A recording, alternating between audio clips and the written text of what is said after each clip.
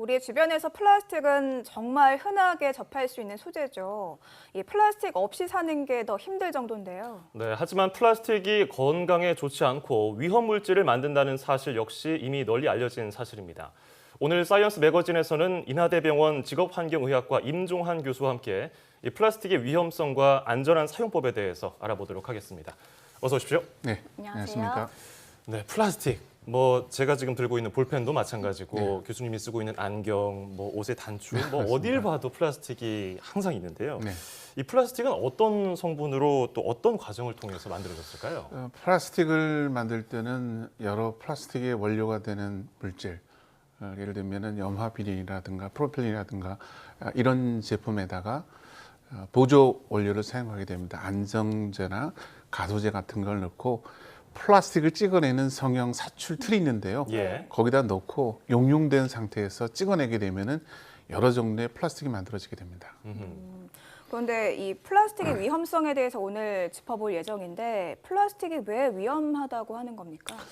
플라스틱의 일부 종류 같은 경우는 그러니까 열 가소성 플라스틱이라고 하는데 네. 열을 가하게 되면은 만들어질 때 넣었던 안정제라든가 가소제라든가 이런 물질이 다시 보면은 용출돼서 나오게 됩니다. 녹아서 나오는 그렇죠. 거죠? 예, 그러니까 플라스틱 그 원료로 사용됐던 물질들 보조 재료가 역시 보면은 용출돼서 나오기 때문에 플라스틱을 만드는 과정 중에 이들 물질에 노출되는데 특히 가소제 같은 경우에서는 프탈레이트라든가 이와 같이 호르몬 교란 작용을 일으키기 때문에 우리 몸속에 들어왔을 때는 치명적인 질환들을 유발하게 됩니다. 네.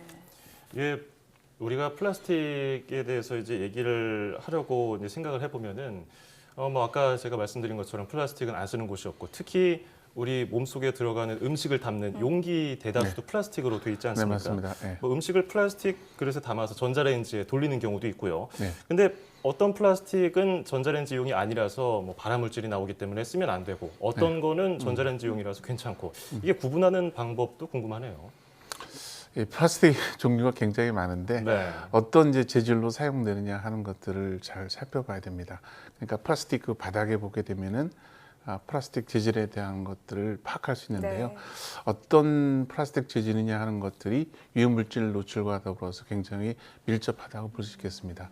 그 중에서 이제 PVC 쪽이라든가 폴리카보네이트라든가 이런 종류 같은 경우에서는 이 전자레인지에 사용하면서 유해물질에 대한 가능성이 굉장히 높은 종류이기 때문에 예. 특별히 조심해야 될 것 같습니다. 네. 우리가 흔히 주변에서 볼 수 있는 PET병이라고 할 수 있는 그런 것들하고 또 PVC인가요? 산업 활동에서 많이 쓰는 그런 것들도 있고 종류가 참 많던데요. 종류를 잠깐 좀 설명을 드리면요. 예. 이제 페트라 그래서 보면은 이제 그 플라스틱 종류의 하나 쪽 부분인데 페트병 할 때 그 페트. 네, 폴리에틸렌 텔레포탈레이트라고 하는 건데 예. 일명은 그냥 약칭해서 이제 페트라고 하는데 대개는 이제 음료수병으로 많이 그렇죠. 사용되는 가장 종류라고 익숙한 볼 수, 플라스틱 종류죠. 일반적으로 많이 볼 수 있는데 이제 이게 그 열에 노출되어지면 암 발생 가능성이라든가 이런 부분에 대한 유해물질 노출 가능성이 있기 때문에 네. 특히 조심을 해야 되는 거고요. 그다음에 또 있는 경우가 이제 폴리스틸렌 같은 경우에는 요구르트 병이라든가 일회용 컵에 뚜껑 같은 경우가 예. 폴리스틸렌으로 되어 있고요. 폴리프로필렌 같은 경우에는 반찬통으로 많이 사용되었습니다. 예를 네. 들면은 고추장이라든가 된장, 장류 속에 많이 들어가 있는 부분들이 바로 폴리프로필렌 종류여서 식품 용기로 가장 많이 사용되는 종류가 예. 폴리프로필렌이라고 볼 수 있겠습니다. 우리가 세세하게 살펴보지 않아서 그렇지 플라스틱마다 다 그 그럼요. 용도가 다르고 예. 종류도 참 많습니다. 네, 그리고 고밀도 전밀 네. 또 폴리에틸렌 같은 경우에서는 우리가 우유를 담는 플라스틱 용기로도 많이 사용되는 부분이고요. 그다음에 이제 수도 그 파이프 같은 경우에 네. 주로 사용되어지는 부분이 PVC 종류입니다. 예, 예. 바닥재 이런 경우도 있고 옛날에 주로 사용되어서 문제가 됐던 부분이 이제 폴리카보네이트라고 해서 젖병 꼭지라든가 아하. 이런 부분이 폴리카보네이트 종류라고 볼 수 있겠습니다. 예. 자, 플라스틱은 지금 여러 생활용품으로도 쓰이고 산업 현장에서 쓰이고 있는데 특히 아이들 장난감이 좀 걱정입니다. 예. 이게 아이들 장난감은 아무래도 좀 말랑말랑하고 구부러지기 쉬운 그런 소재를 활용하는데 아이들은 보통 습관적으로 입에다가 물건을 가져가는 예. 습성이 있기 때문에 삼키기도 하고요. 어떤 악영향을 줄 수 있을까요? 이 영유아의 어떤 특징 자체가 이제 만지고 빨고 하는 동작 자체가 네네. 플라스틱 속에 있는 유해한 물질에 대한 용출을 또 촉진한다고 볼 수 있겠습니다. 그런데 문제는 이제 영유아 같은 경우는 화학 물질이 몸 속에 들어왔을 때 사실 독성 작용을 낼 가능성이 높은 신체화하기 전에 아직은 발달되지 않은 상태이기 때문에 네. 아하. 특히 이제 성 호르몬의 교란 작용을 일으키게 되면은 성 발달 장애를 있을 가능성이 있습니다. 그러니까 성 조숙증이라든가 네. 이런 것도 가능성이 있고 이제 여학생 같은 경우에서는 월경불성, 생리통이라든가 나중에 이제 암 발생과 관련된다 하면 유방암이라든가 이런 부분들도 역시 호르몬 교란과 밀접한 관련이 있는 부분이기 때문에 어렸을 때부터 영유아 때 이러한 환경 호르몬의 노출 같은 경우는 나이 들어서 만성 질환을 가져다 줄 가능성도 높다고 보여집니다. 예. 그렇군요. 그래서 뭐 부모님들이 아이를 키우시는 분들은 그 요즘에 비스페놀 프리 제품들도 많이 구입을 하시더라고요. 뭐 일반 제품과 비교했을 때 가격이 뭐 서너 배 정도 비싼데도 더 안전하다고 생각하시고 구매를 하시던데 정말 뭐 비스페놀 프리 제품은 안심을 하고 써도 되는 걸까요? 아닙니다. 논란이 계속되고 있고 네. BP 프리 제품이라고 하는데 이게 비스페놀 A는 나오진 않는데 이제 호르몬 활성을 띠는 물질들이 여전히 검출되는 양상이기 때문에 네.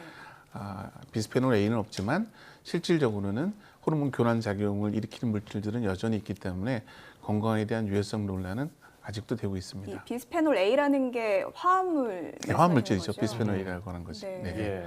그 환경 호르몬이라고 우리가 통칭하는 그런 것들이 여기서 발생할 수 있다는 네, 그렇죠. 그런 그러니까 말씀입니다. 프탈레이트나 비스페놀 A가 다 예. 이제 환경 호르몬으로 작용을 하게 됩니다. 자, 비스페놀 프리 제품도 역시 안심할 수 없는 상황. 네. 그런데 이 플라스틱 제품을 그렇다고 안 쓸 수가 없고 네, 우리가 접하지 않을 수도 없습니다. 뭐 산속에 들어가서 살 수 네, 없는 네. 노릇이니까요. 가급적 좀 사용을 줄이고 안전한 제품을 쓰도록 알면 좋을 텐데요. 어떤 식으로 우리가 조심해야 될까요? 일단 재질을 확인하는 게 제일 중요합니다. 그러니까 예. PVC라든가 PC 제품 같은 경우에서는 유해물질 노출이 제일 많은 특별히 주의해야 될 플라스틱 종류라고 볼 수 있고요. 네. 예. 폴리스틸렌 종류나 이런 또 페트 종류 같은 경우도 역시 조심을 해야 됩니다. 비교적 안전하게 쓸 수 있는 부분이 폴리프로필렌 종류하고 예. 고밀도, 저밀도, 폴리에틸렌 그러니까 PE 계통이나 PP 계통 같은 경우는 비교적 안전한 플라스틱으로 되어 있기 때문에 이런 이제 플라스틱 재질을 사용하는 것이 좋겠다 이렇게 생각되어지고 플라스틱 종류는 가능하면 예. 열을 가는 형태는 피하시는 것이 좋겠습니다. 네. 근데 물론 소비자들이 이제 제품을 구입을 할 때 꼼꼼하게 따져보는 것도 중요하지만 정부 차원에서 정책을 제대로 마련을 하는 것도 굉장히 중요한 축이라고 생각이 네, 들거든요. 맞습니다. 맞습니다. 교수님께서는 우리나라 이런 플라스틱 제품 안전 규정 좀 어느 정도 수준이라고 평가를 하시는지요? 작년에 조사를 했는데 1인당 플라스틱 소비량이 우리나라가 세계에서 1위를 차지했습니다. 그래요? 1인당 98.2kg 정도인데 네. 2위를 차지했던 미국의 97.7kg을 누르고 1위를 차지했습니다. 네. 그런데 이만큼 이제 소비량이 많은 상태 부분인데 그에 비해서 안전성에 대한 대책 같은 경우에서는 비교적 미흡한 형태여서요. 미국 같은 경우에서는 일회용품을 좀 규제한다든가 마이크로비즈라 해서 조그만한 알갱이가 미세 플라스틱. 네, 예, 화장품에 사용되는 경우가 있는데 그런 것들에 대한 규제가 시작되고 있는데 우리는 그렇지 못한다든가 네. 그리고 애들의 그 뭐 장난감이라든가 용품 부분에 있어서 가소제로 사용하지 못하게 하는 규제를 한다든가 이런 부분들이 이제 선진국에서는 앞서가서 진행되고 있음에도 불구하고 우리는 소비량은 제일 많은데 실제로 안전대책 같은 경우는 잘 따르지 못하는 것이 좀 우려되는 점이라고 볼 수 있겠습니다. 예. 그 플라스틱 사용에 그 안전하게 사용할 수 있는 방법을 알 수 있는 뭐 사이트라든지 그런 것들이 있을까요? 저 이제 웹사이트 중에서 그런 네. 이제 좋은 사이트 부분인데요. 세이프티 코리아라고 해서 그런 그러니까 인터넷 사이트에서 치게 되면은 직접 제품명하고 거기에 대한 이제 인증 여부 안전성에 대한 검증 여부에 대한 정보도 같이 알 수 있습니다. 그럼 우리나라에서는 이렇게 뭐 홈페이지를 통해서 알리고 있는데 좀 미흡하다고 하셨잖아요, 규제 정책이. 네. 그게 좀 규제 활성화에 대해서 공론화 자리가 마련되고 있나요? 이제 정부도 거기에 대한 관심을 갖고 있는데요. 이제 늘어나는 이제 플라스틱 용류라든가 또 사용량에 비추어서는 우리가 잘 못 쫓아가고 있는 거고요. 예. 또 환경 호르몬에 대한 피해 자체가 제가 쭉 모니터링을 해보니까 거기에 관련되어져서 애들이 보면은 뭐 대사성 질환이라든가 네네.